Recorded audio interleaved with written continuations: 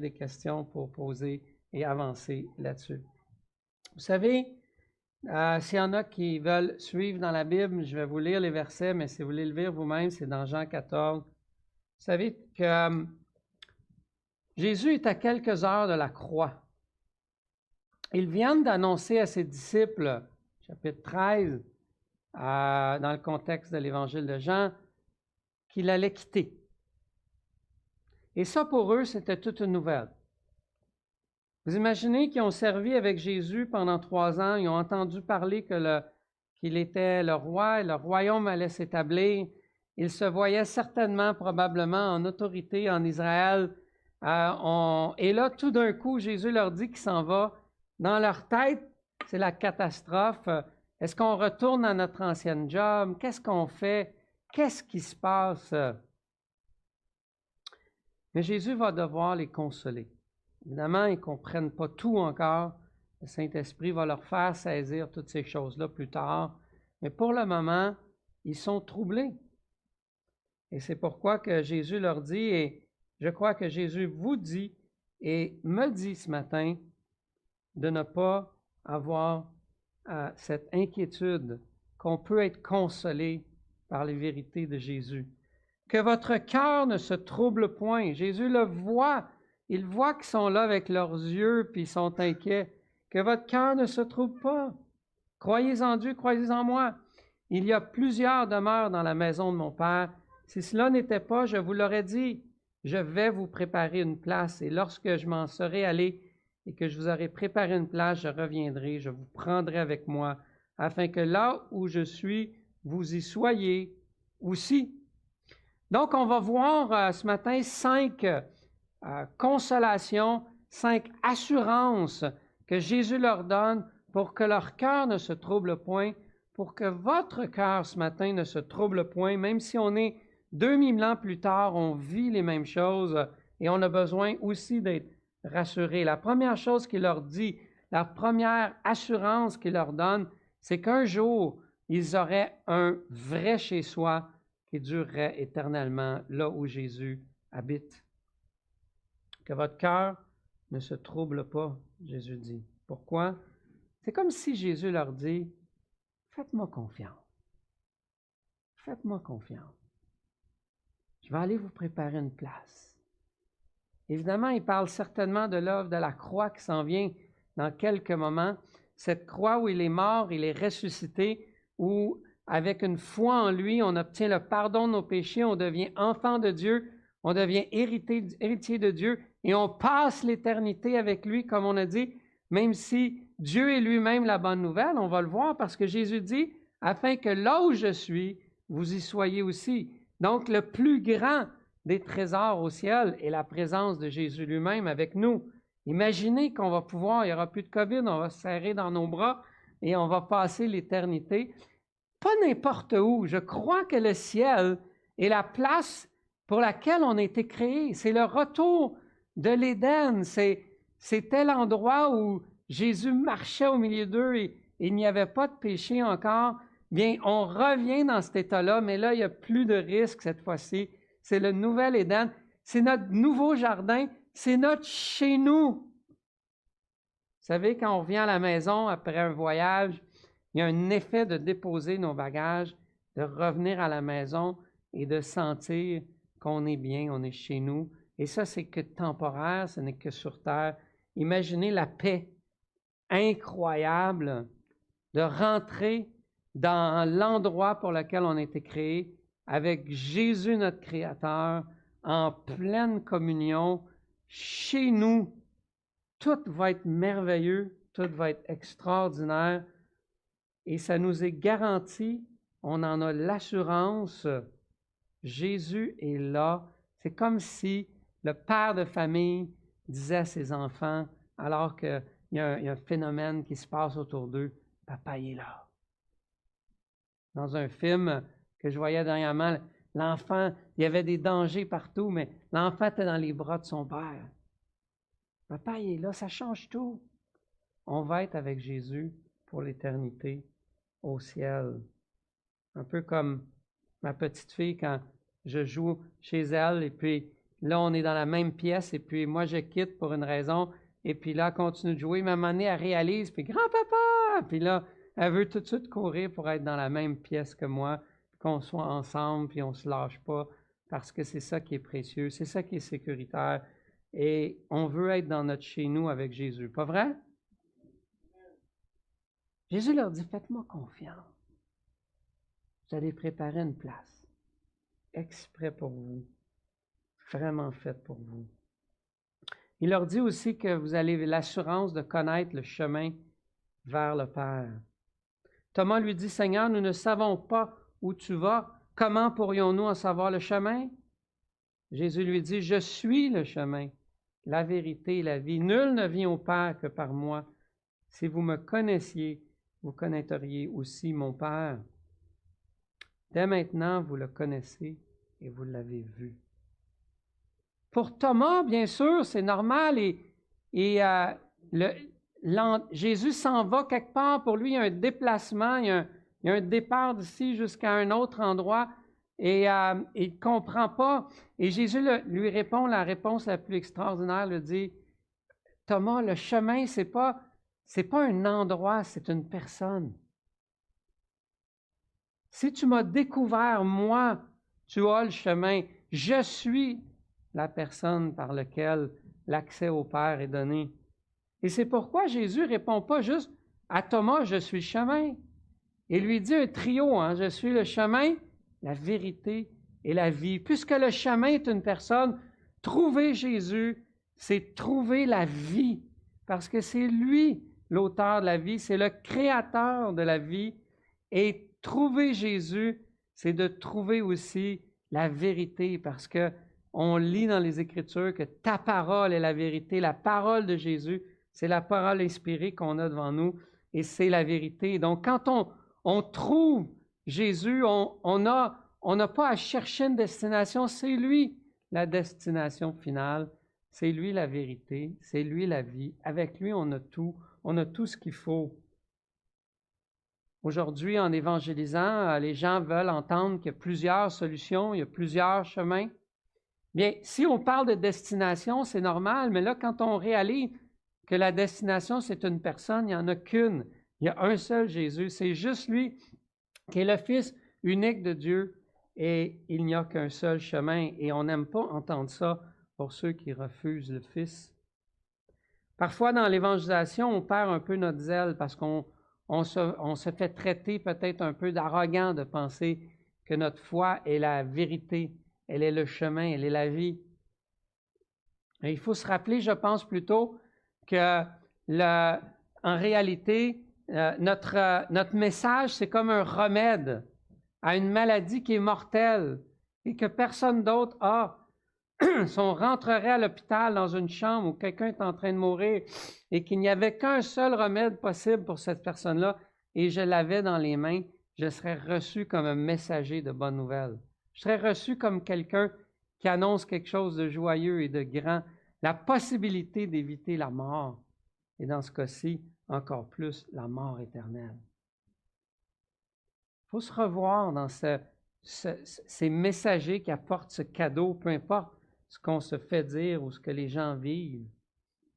Mais c'est une bonne nouvelle qu'on a reçue. On l'a peut-être oublié, mais c'est une bonne nouvelle. Et celui qui a soif de la vie va l'entendre comme une bonne nouvelle aussi. Par rapport à la vie, des fois, on pense toujours un peu qu'il nous manque quelque chose. Si j'avais ci ou ça, et pour nous, c'est différent. Il y en a qui veulent un métier. Il y en a qui veulent un autre travail plus payant. Il y en a qui veulent une autre voiture. Il y en a qui voudraient une autre vie. Il y en a qui voudraient une autre famille. Et là, on rentre dans ça, on en vit un peu, puis on oublie que, on pense que si j'avais ça, j'aurais la vie. Ou j'aurais une meilleure vie. Mais ce que je vous dis ce matin, c'est qu'en réalité, la vraie vie, vous l'avez déjà. La vraie vie. Il n'y a pas plus vie que Jésus qui est la vie et qu'on possède à l'intérieur de nous. Et que Dieu nous transforme pour qu'on saisisse combien la vie que Jésus nous donne est la véritable Et c'est pourquoi qu'on est prêt des fois à délaisser plein de choses ici-bas, parce qu'on sait qu'on s'en va chez nous, où le Père va nous accueillir et que tout sera là à la perfection. C'est pas ici-bas qu'on va trouver la vraie vie dans quelque chose. La vraie vie est en Jésus. Et Jésus leur rappelle, hein, faites-moi confiance. Là, vous pensez à votre futur, votre job, vous avez vos préoccupations. Faites-moi confiance. Jésus dit ça, puis il les sécurise, que votre cœur se trouble point. On est ensemble, là. Oui, je vais partir, mais je vais revenir. On va passer l'éternité ensemble. Et vous avez le privilège de connaître le chemin. Moi, Jésus. Et vous avez la vraie vie. Et non seulement ça, vous connaissez mon Père. Et ça, c'était curieux pour Thomas, hein? Philippe, excusez-moi, qui dit, Seigneur, montre-nous le Père. Et cela nous suffit. C'est comme si il aurait voulu que Jésus apparaisse le Père. Dit, OK, on est sécurisé, là. Jésus lui dit, s'il y a si longtemps que je suis avec vous, tu ne m'as pas connu, Philippe. Celui qui m'a vu a vu le Père. Ça, c'est assez fascinant, hein, parce que Jésus est dans un corps humain, puis il leur dit, si vous m'avez vu, vous avez vu le Père. Le Père n'est pas plus que Jésus. Jésus est l'image parfaite du Père. Il est l'image de Dieu. La manière que Jésus a agi sur terre nous reflète qui Dieu est, comme si Dieu était là, parce qu'il est Dieu. Et dans un sens, c'était dur pour eux de saisir tout ce qui se passait là, et l'Esprit va les aider à comprendre ça, mais le privilège que Jésus leur dit, qu'il dit à Philippe, c'est Philippe, si tu m'as vu, tu as vu le Père. Vous connaissez le Père maintenant à cause que vous me connaissez moi. Qu'est-ce qui est de rassurant là-dedans? Imaginez que vous connaissez l'être qui a tout créé, qui n'a pas de commencement, qui a toute la puissance, qui a toute la beauté, qui possède toute chose, qui est le plus grand dans l'univers, que rien n'est au-dessus de lui, et vous le connaissez personnellement. Amen? C'est pas rien ce que Jésus leur dit. Tu connais le Père. Tu sais, des fois, on se réjouit un peu comme humain de connaître quelqu'un de connu. Tu sais, hey, moi, j'ai serré la main d'un tel, ou dans le milieu chrétien ou non chrétien, ou j'ai été à l'école avec lui, puis tu as touché à cette personne-là, puis c'est juste des humains, puis ça nous procure un petit peu de joie de les avoir connus. Imaginez d'entendre qu'on connaît le Père.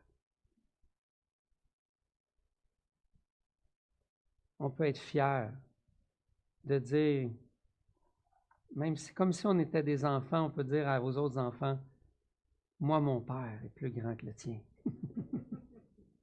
Et c'est vrai. C'est vraiment vrai. Il est extraordinaire. Et je le connais. Et ce qui est rassurant aussi, c'est que la Bible dit que lorsqu'on connaît le Père, on va devenir comme lui. Connaître dans le Nouveau Testament, c'est devenir comme.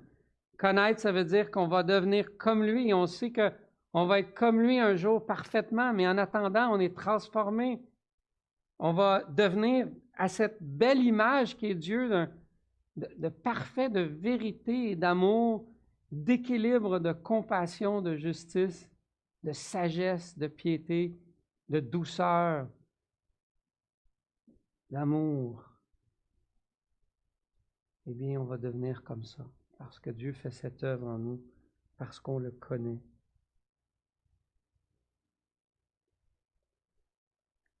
Chers amis, parce qu'on connaît Jésus, parce qu'on connaît le Père, il n'y a plus aucune faute qui peut nous séparer de Jésus. Rien ne peut nous séparer de l'amour de Jésus manifesté. Dans le monde d'aujourd'hui, il y a des fautes qui se commettent pour lesquelles il n'y a pas de rédemption. Dans le cas de Jésus, il n'y a aucun péché qui serait plus grand que l'amour qui a manifesté, qui t'a manifesté pour te révéler le Père, pour que tu le connaisses, que tu passes l'éternité avec lui, puis que tu aies toutes ces assurances-là.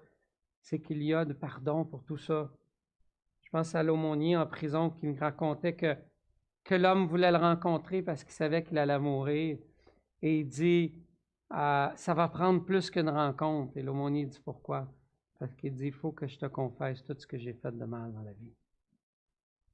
Et il avait écrit dans un livre tout ce qu'il a fait, tout ce qu'il se souvenait. Et ça contenait toutes sortes de choses. Et l'aumônier entendait ça pendant des heures, se faire dire ce que l'homme avait fait, comme une espèce de confession de fin de vie. Mais il a eu le privilège de lui dire qu'il y avait un amour plus grand que tout ça. Et cet homme-là a pu connaître la bonne nouvelle de Jésus avant de mourir.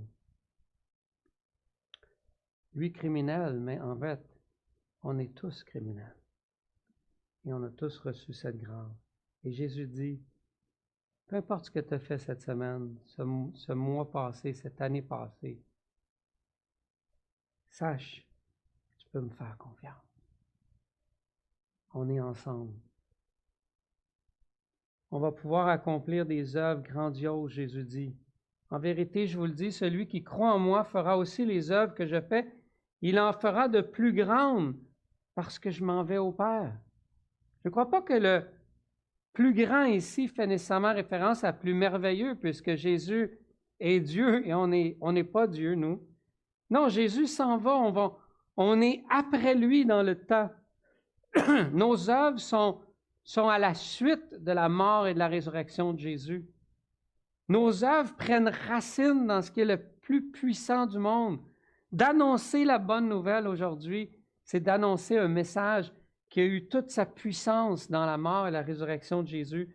Un peu comme un politicien qui serait en élection et qui pourrait nous promettre 4-5 choses et dire, je vais faire ci, je vais changer la ville, extraordinaire ce qu'il peut annoncer, mais tant qu'il n'est pas élu, c'est pas pareil. Mais quand il a le pouvoir, l'élection, et si c'est un homme qui est fidèle à sa parole, il va accomplir ces choses, mais là, il a toute l'autorité qui vient après le jour de l'élection. Nous, on est après le jour de la résurrection. On a le Saint-Esprit en nous et Éphésiens nous dit qu'on a reçu la même puissance qui a fait ressusciter Christ d'entre les morts. Nos œuvres ne viennent pas de nous, ce n'est pas à propos de moi, de qui je suis, de mon bagage, de ma richesse, de quoi que ce soit d'autre. Ces œuvres ont été préparées par Dieu. Il nous les donne. Il veut qu'on croie en lui. Croyez en Dieu, croyez en moi. C'est dans ce contexte-là que Jésus dit, vous allez faire des choses extraordinaires. L'Évangile va être annoncé jusqu'aux extrémités du monde, dans tous les peuples, dans toutes les langues. Ça s'est rendu ici au Québec en 2021. Amen. De la croix à Jérusalem, il y a plus de 2000 ans. Ça ne veut pas dire que vous allez en faire en quantité. Ça ne veut pas dire que vous allez faire des choses que tout le monde va voir, tout le monde va connaître. Mais dès que c'est une œuvre spirituelle, c'est un miracle. Et ça dépend de ce que Christ a fait à la croix. Sinon, ça ne serait pas en nous. Je ne serais pas l'homme que je suis aujourd'hui. Je ne serais pas le bon voisin que je serais. Si Christ n'était venu d'abord pour m'aimer le premier, me pardonner, me libérer, me donner de la joie qui repose sur Christ lui-même. Amen. Ma vie serait complètement différente. Je ferais comme tous les gens qui n'ont pas de berger. Je chercherais à avoir de la gloire ou je chercherais à avoir une satisfaction dans quelque chose de ce monde. Le fait qu'on peut être satisfait en Jésus-Christ est un grand, grand, grand miracle de ce jour. La dernière chose, c'est qu'on a un accès à Jésus. On a un accès à Dieu le Père 24/7. Tout ce que vous demanderez en mon nom, je le ferai afin que le Père soit glorifié dans le Fils. Si vous demandez quelque chose en mon nom, je le ferai. On a la possibilité de prier au nom de Jésus, évidemment, encore à cause de la croix et de la résurrection, encore dans le contexte de ces œuvres qui glorifient Dieu. Vous savez, s'il y a quelque chose qui glorifie Dieu, on peut le demander au nom de Jésus. Parce qu'on ne le prie pas en notre nom à nous. Si Dieu devait répondre à cause de la qualité de ma vie morale, peu de mes prières seraient répondues. Mais mes prières sont faites parce qu'elles sont faites au nom de Jésus qui est parfait, qui est assis au trône à droite de Dieu et qui intercède pour moi tous les jours. Il leur dit d'avance, vous pourrez prier en mon nom. Vous avez un accès au cœur de Dieu pour accomplir les œuvres de Dieu qui glorifient Dieu. Vous avez accès à une vie, à un mandat. Les jeunes aujourd'hui se cherchent des causes de vie. Ils voyagent, ils font le tour du monde, ils font des vidéos, ils se cherchent des causes pour vivre qui sont de plus en plus exaltées, de sauter de la plus haute montagne dans du n'importe quoi pour donner un sens à leur vie. Vous savez quoi? La vraie vie, elle est en Jésus. Et on a accès au plan de Dieu qui va glorifier le Dieu de l'univers. Ça, c'est la cause la plus noble qui a été donnée et destinée à l'être humain d'avoir. Amen. On a un accès. On a un accès 24 heures. On a un accès illimité avec un forfait qui ne bug pas, puis qu'on n'a pas de problème, puis qu'il ne faut pas renouveler, puis qui n'augmentera pas. On a un accès illimité. Amen. C'est un peu comme cet homme qui était nerveux assis sur un parc. Il y avait un jeune homme à côté de lui, puis le jeune homme voyait qu'il était nerveux. Il y avait une lettre dans les mains, une enveloppe qui contenait une lettre, et puis le jeune homme lui dit, « Vous avez l'air donc bien nerveux. » Tu sais, des fois, les enfants, c'est spontané. Et lui, il dit, « Faut que j'aille dans la maison, l'autre bord de la rue, là-bas. » Puis il dit, « Ça se peut qu'on me refuse l'accès. » Puis il dit, « J'ai juste une chance d'aller donner un message important. » Et puis, le jeune homme, il dit, « Fais-moi confiance, suis-moi. » Il l'a amené, ils ont traversé la rue. En fait, c'était la Maison Blanche. Et puis, quand il est rentré, les gardiens l'ont laissé passer. La sécurité l'a laissé passer. C'était le fils du président. Parce que l'homme était avec le fils, il avait accès. Il aurait rentré là seul avec sa lettre, tous les barrages, hein? Mais là, avec le fils, il a pu se rendre et donner sa lettre au président qui a accordé sa demande. À cause du fils. Jésus dit, vous pouvez demander en mon nom. Je suis le fils du Père. Amen. Vous avez un accès comme ça 24 heures. Cette semaine, si vous êtes normal, vous allez vous inquiéter. Mais rappelez-vous ceci. Rappelez-vous que vous avez la vie. Vous avez le Fils. Vous connaissez le Père. Vous avez accès au Père. Vous allez passer l'éternité avec lui. Vous avez la vraie vie. Il n'y a rien qui peut véritablement vous troubler. C'est ça qui fâchait les gens qui persécutaient les chrétiens. Parce que je crois que dans des temps de grande persécution, des fois, le Saint-Esprit nous donne des grâces particulières. Il a donné des grâces particulières aux croyants qui ont passé. Et ces gens-là voulaient comme les amener à abandonner leur foi, mais en réalité, il n'y a rien qu'ils pouvaient faire. Parce que pour eux, Christ valait plus que tout ce que leur bourreau essayait de leur arracher. Christ vaut plus que tout cela. Et il a dit, vous allez être avec moi pour l'éternité, afin que là où je suis, vous y soyez aussi. Amen. Prions. Seigneur grand Dieu, console nos cœurs. Que personne quitte ce matin ici en étant encore inquiet. Qu'il puisse aller à Jésus, trouver la consolation. Et cette semaine aussi, nous t'en prions. Amen.